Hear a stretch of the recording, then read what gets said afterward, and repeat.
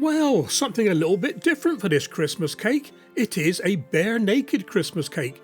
No icing, no fondant, no marzipan, just the cake itself, decorated in glaze so it still looks a bit festive and special. And all we need for this is the cake itself. I'll put a card up the top right for you to see the recipe for this one. Some nuts, I'm using pecans and blanched almonds, some glacé cherries and some apricot jam for the glaze. So the first step then is to rescue your cake from wherever you stored it. Mine was in a cool place in the back bedroom. Take off the baking parchment and foil or whatever you wrapped it in. I didn't feed my cake this year, just in case the grandkids want to try some. We can't have them rolling around the Christmas tree, can we? And when I said we're using the apricot jam for a glaze, we're also going to use it as a glue. So a couple of heat tablespoons into a container and pop it in the microwave for 30 seconds or so. Keep an eye on it, it does get hot very quickly.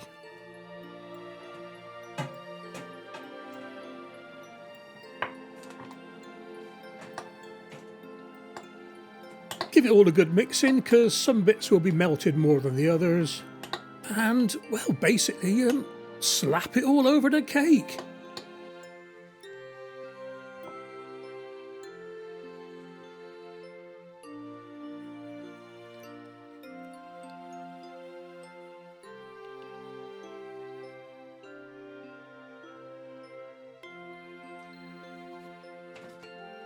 Okay then, that's the glue applied, so time to get creative.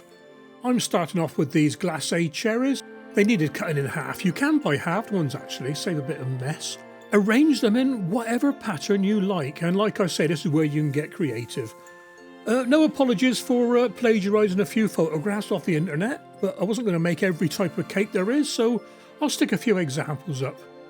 I'll tell you another alternative to these cherries is a company called Opie makes some. They're black cherries in kirsch, and I've used those in a cake before now, but they would be very nice on top as well.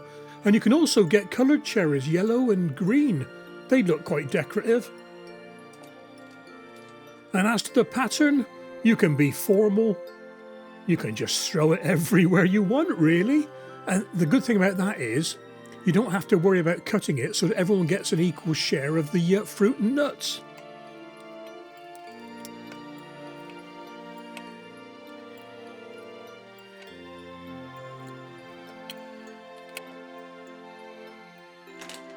There we are then, cherries in place, time for the nuts.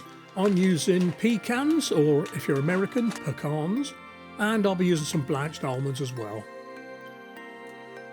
And again, there's plenty more nuts you could use. Halved walnuts, hazelnuts, cashews would be good. You could lay them with the curves all going one way if you want to be quite formal.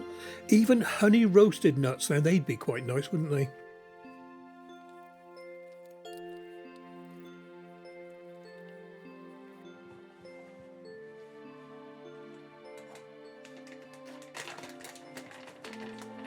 And the world really is your oyster here, except I wouldn't recommend using oysters.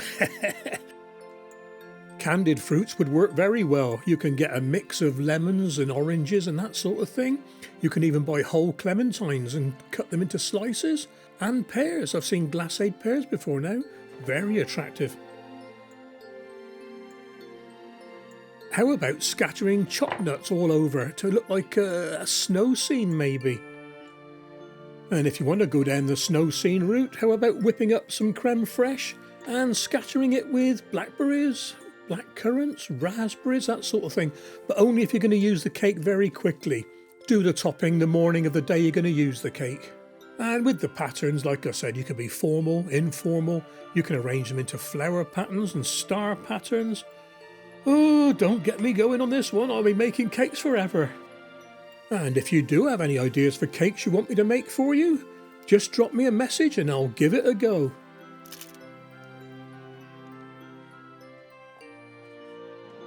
That'll do for me. I want to keep it nice and simple.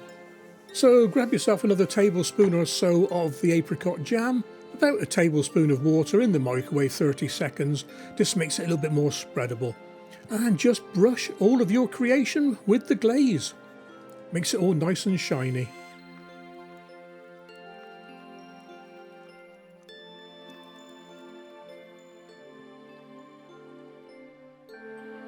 There we are, pretty as a picture. Almost too good to eat. Well, it's got to be done, hasn't it?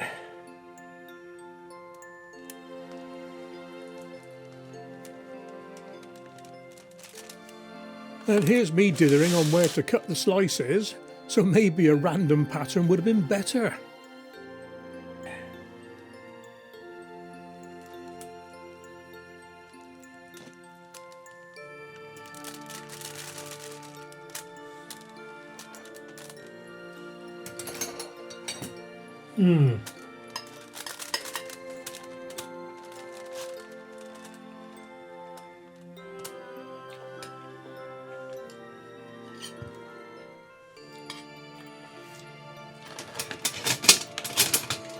Right, this is a fork type eating one. Can be a bit rich for me, this.